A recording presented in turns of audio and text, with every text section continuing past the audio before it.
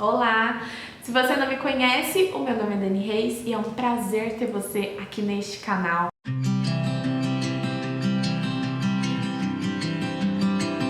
Muito obrigada, já quero te agradecer por ter apertado o play neste vídeo. Eu espero que você continue aqui comigo até o final. Espero também que você seja abençoado, assim como eu fui abençoada quando Deus falou comigo essa palavra. Antes de começar a compartilhar com vocês, eu gostaria de pedir muito para que você aperte o like deste vídeo, ative o sininho.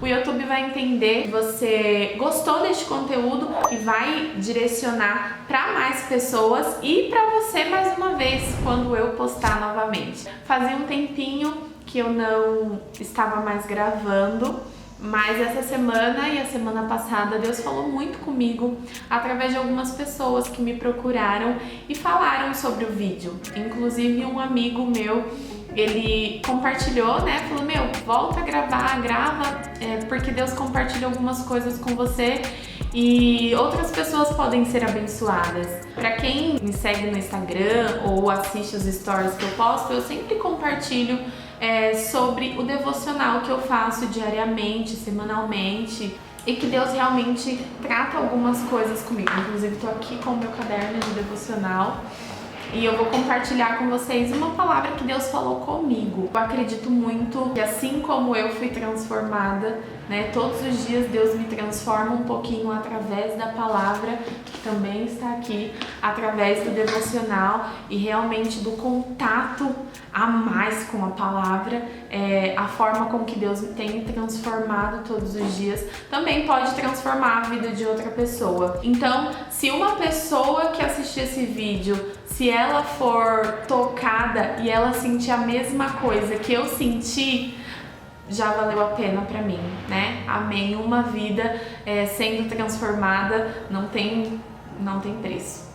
E também para compartilhar conhecimento, compartilhar aquilo que Deus fala comigo. Eu gosto muito de assistir esse tipo de conteúdo, então eu também, né, gosto de falar e é isso. Hoje eu quero compartilhar com vocês uma passagem muito conhecida, eu acredito que muitas pessoas conhecem e eu também já conheci essa história, mas por isso que eu gosto do devocional, porque quando você para ali pra ler devagarzinho e você medita naquilo que você tá lendo, é diferente de fazer uma leitura corrida, né?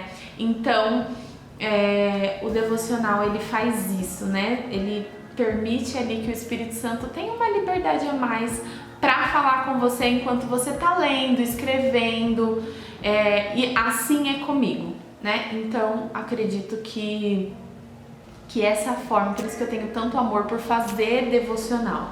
Então, sobre a pessoa com quem eu vou falar hoje, é uma mulher, amo falar sobre as mulheres, amo ser mulher, amo a forma como que Deus alcançou e alcança ainda as mulheres, com a forma que Deus usou e usa ainda as mulheres. E essa mulher, ela é muito citada, né? Já ouvi muitas pessoas falarem sobre ela, já li muito sobre ela. Foi uma mulher realmente abençoada a partir do momento que ela se posicionou de uma maneira diferente. E como eu aprendi com essa mulher? A história dela tá lá em 1 Samuel, o primeiro capítulo do livro de 1 Samuel já começa falando dessa mulher. E o nome dela é Ana, a própria mãe de Samuel. Eu vou ler para vocês 1 Samuel capítulo 1, versículo 2. Ele tinha duas mulheres. Quando começa ele, é que o versículo 1 começa falando sobre o marido de Ana, Eucana. Uma se chamava Ana e a outra Penina. Penina tinha muitos filhos, Ana, porém, não tinha. Todos os anos, este homem subia de sua cidade a Siló para adorar e sacrificar ao Senhor dos Exércitos. Lá, Ofni e Finéias, os dois filhos de Eli, eram sacerdotes do Senhor. No dia em que Eucana oferecia sacrifícios, dava porções à sua mulher Penina e a todos os seus filhos e filhas.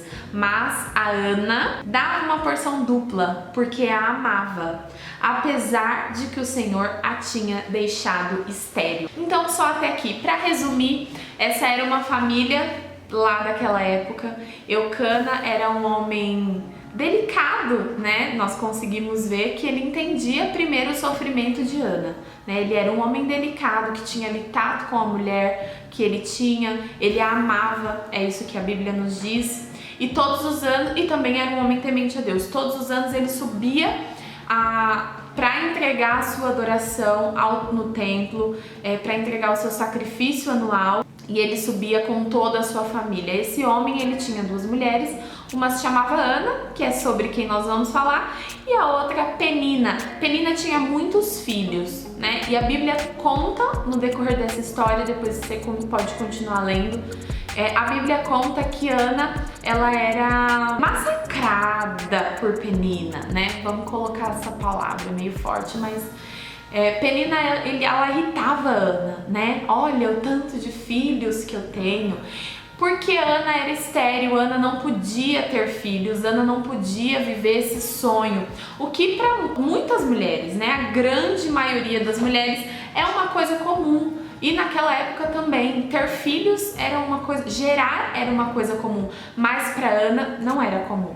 Para Ana, gerar era um sonho inalcançável, era um sonho impossível. E a única coisa que Ana fazia diante dessa situação, o restante dessa história também conta, é que ela recebia a sua porção dupla, né, de sacrifícios que recebia do seu marido e levava ao templo, e todos os anos ela fazia exatamente a mesma coisa. Ela era irritada por Penina, ela levava um sacrifício duplo ao Senhor, e todos os anos ela subia e fazia a mesma coisa. E quando ela se sentia angustiada, irritada por Penina, ela parava de comer, ela não queria falar, ela só sabia chorar. Nós conseguimos perceber aí já algumas características em Ana, né? Nós já conseguimos perceber algumas coisas, algumas atitudes que Ana tinha.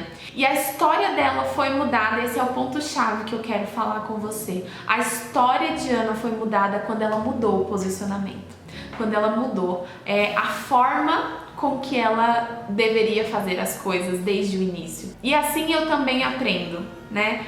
Talvez essa seja a sua situação, seja o seu momento, o momento que você está vivendo. Assim como de Ana, você não tem forças para buscar um pouquinho mais o seu milagre, né? Você já pediu tanto, já falou tanto, já orou tanto, já compartilhou tanto, já fez tanto jejum, já fez tanta oração, né? Eu não sei mais o que fazer. Você talvez já levou, assim como Ana, um sacrifício duplo diante do Senhor e nada acontecia na vida daquela mulher. Talvez essa seja a sua realidade hoje. Eu espero que não. Mas eu aprendi muito com essa história. Ana subia todos os anos e esse era o ritual que aquela família fazia. Até que um dia o marido dela falou assim: olha, Ana, será que eu não sou melhor para você do que 10 filhos? Mas todo mundo sabe que quando você deseja uma coisa, talvez as pessoas nem entendam o seu sonho, nem conseguem mensurar o tamanho do quão aquilo é importante para você. Mas você ainda tá ali batalhando e tentando e lutando. E eu queria te encorajar a não desistir e, assim como Ana, mudar a forma de fazer as coisas. Teve um ano que esse ano foi crucial para Ana. Ela chegou num nível que ela estava esgotada, né? Essa é a palavra, esgotada. Porque aqui no versículo 13 ainda do capítulo 1, começa a contar que Ana já estava no templo e no templo ela estava com a alma amargurada. Ela foi diante do altar do Senhor, ela se debulhou em lágrimas. Ana não tinha mais forças para falar. Ana estava esgotada, essa é a palavra. Ela não conseguia mais falar, ela só mexia a sua boca e chorava com a alma completamente amargurada.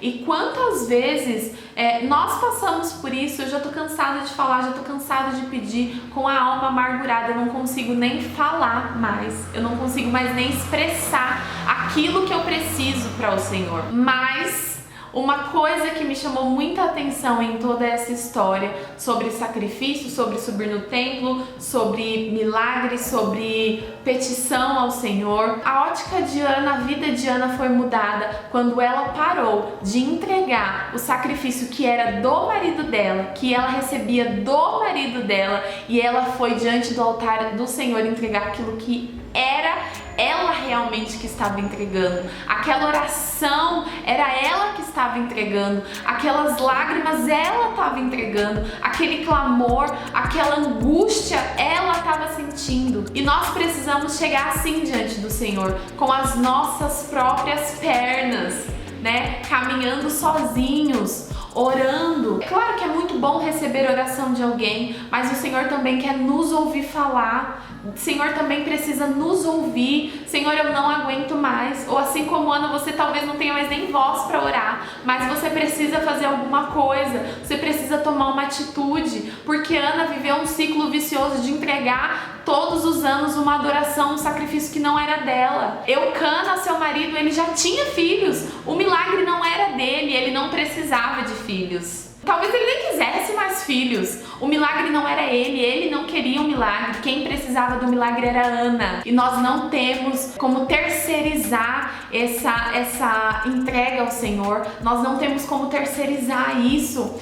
Quando eu falo sobre terceirizar a entrega ao Senhor, também me lembro de Davi, quando vai retornar com a Arca da Aliança. A Arca da Aliança estava em uma cidade chamada Kiriat Jearim, acredito que é assim que se pronuncia, mas ela estava lá há muito tempo, foi levada pelos filisteus. Então quando ele assume o reinado, ele vai buscar a arca dessa cidade, só que Davi não se prepara, não existe o preparo nessa adoração. Talvez não existisse preparo na adoração de Ana de todos os anos que ela subia para entregar, mas quando ela subiu preparada para entregar aquilo que era dela, Deus falou: epa, agora subiu uma adoração aqui, como um incenso suave, tocou meu coração e eu preciso responder a oração dessa mulher, porque agora ela me entregou aquilo que é dela.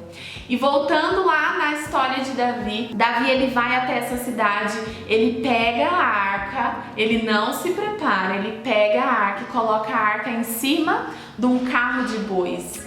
E olha só como ele estava terceirizando, porque não foi isso que Deus estabeleceu. Deus estabeleceu que quem levasse a arca eram os levitas, não uma carroça de bois. O boi era sacrifício e não era levita. Nós não podemos terceirizar a nossa adoração. Nós não podemos apenas pedir para que as pessoas orem por nós. O Senhor quer nos ouvir falar. E a história, voltando para a história de Ana, a história de Ana continua depois que ela entregou aquilo que era dela diante do altar do Senhor. Ela recebeu o seu milagre chamado Samuel.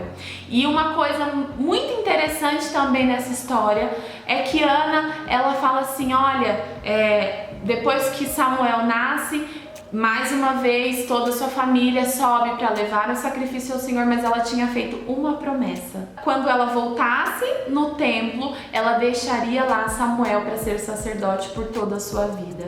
Ana ficou lá, né, em sua casa até que Samuel desmamasse, para depois que ela fosse entregar a sua oferta completa. Ali ela estava devolvendo ao Senhor aquilo que um dia ela foi buscar, aquilo que um dia a sua oração alcançou. E eu espero que a sua oração, que a sua adoração, mesmo que sem palavras, Deus, ele escuta, ele sonda, ele esquadrinha os nossos corações. É isso que diz a palavra. Então, o dia que você não aguentar mais, não peça. Pode pedir oração, né?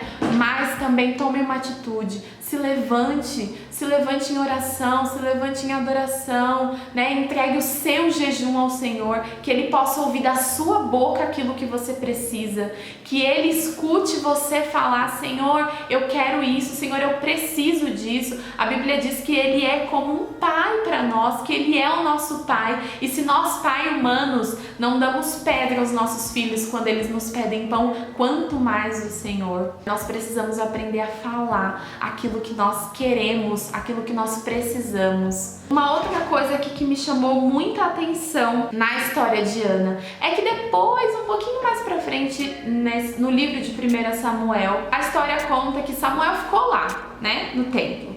Samuel continuou lá. E Ana continuou subindo com Eucana e toda a sua família para entregar adorações. Mas a Bíblia diz que Ana, todos os anos quando subia, ela, além do sacrifício que ela levava, ela não subia de mãos vazias de algo que era dela. Ela subia todos os anos e entregava a Samuel uma túnica nova de linho que ela mesma fez, que ela mesma tinha preparado. Era algo feito com a mão dela, que ela subia no templo para entregar. Nós precisamos gastar tempo e pensar qual é a adoração que eu preciso entregar ao Senhor, qual é a adoração que Ele quer receber, o cuidado em carregar a presença de Deus, o cuidado em entregar a Deus o que Ele realmente quer. Davi também fala: eu não darei nada ao Senhor que não me custe nada. Nós precisamos nos mover e nos movimentar.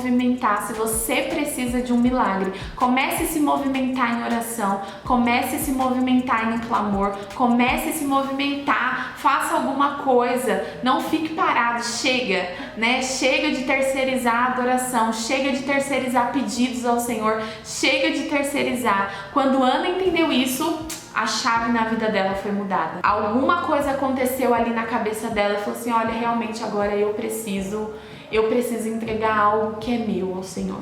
Ele vai me ouvir e eu preciso tomar uma atitude. Não espere chegar no limite da sua dor para que você tome essa atitude. Comece agora, comece falando: Senhor, eu preciso disso, né? Senhor, eu preciso daquilo, este é o meu sonho. Compartilha com o Senhor os teus sonhos, que eu tenho certeza absoluta, e eu falo isso porque vivo, né? Porque eu vivo isso, porque quantas coisas eu falei baixinho, só Deus ouviu, né? Falei sozinha com o Senhor, e hoje eu estou vivendo exatamente o milagre que eu pedi sozinha. Ninguém ouviu, ninguém sabia, mas Ele ouve, Ele sonda os nossos corações, Ele ouve as nossas orações. Nós somos filhos do Senhor, nós temos este acesso. Hoje nós não precisamos de um sacerdote para levar nada ao Senhor, para levar nossa adoração, nosso sacrifício. Graças a Deus, através do sacrifício de Jesus, nós podemos fazer isso. Então, rompa agora esse véu que você mesmo colocou na sua frente e vá em direção ao seu milagre. Uma outra coisa que eu aprendi com a história de Ana foi que Ana gerou Samuel em oração. Ana, antes de Samuel ser gerado dentro do ventre dela, ela gerou ele em oração. Gere os seus sonhos em oração. Gere aquilo que você espera em oração. Gere o seu milagre em oração. Uma outra coisa que eu também aprendi com a história de Ana é para nós não irmos até o Senhor com um sacrifício automático. Enquanto Ana foi entregar um sacrifício automático, um sacrifício que nem era dela, que nem custava nada a ela, um sacrifício completamente automático. Todos os anos eu faço a mesma coisa, todos os anos eu faço a mesma coisa, e eu falo a mesma coisa, eu falo a mesma coisa, e é a mesma coisa, e não tem nada de diferente nessa adoração, não existe mais espontaneidade nessa adoração. E é isso que aconteceu com Ana, quando ela falou: bom, isso aqui não tá funcionando mais, eu preciso fazer outra coisa. Quando Ana não tinha mais forças, o único suspiro que ela tinha foi aquele que Deus precisava, era o verdadeiro, era aquilo que Deus precisava, não era uma adoração automática. Uma outra coisa que eu aprendi aqui também com Ana foi que Ana entregou o profeta Samuel, Ana entregou ele no templo, né, para que ele servisse ao Senhor durante toda a sua vida. Mas 1 Samuel, capítulo 2, versículo 21, diz que Ana, vamos lembrar lá da oração dela, ela fala assim: Senhor, se o Senhor atender a oração da tua serva e me der um filho. Ana não pediu mais de um, Ana pediu um filho, mas o posicionamento de Ana fez com que ela tivesse 5 filhos. Agora sim, em 1 Samuel, capítulo 2, versículo 21, fala que Ana teve 5 filhos. Ela entregou um e Deus deu 5. Que o Senhor também possa te dar 5 vezes mais daquilo que você está pedindo, daquilo que você sonha, porque você vai entregar uma adoração verdadeira, um sacrifício verdadeiro diante do Senhor. Se Deus colocou um sonho no seu coração, não desista. Não desista daquilo que Deus gerou dentro do seu coração. Se os teus sonhos estiverem alinhados com os sonhos de Deus, eles vão dar certo.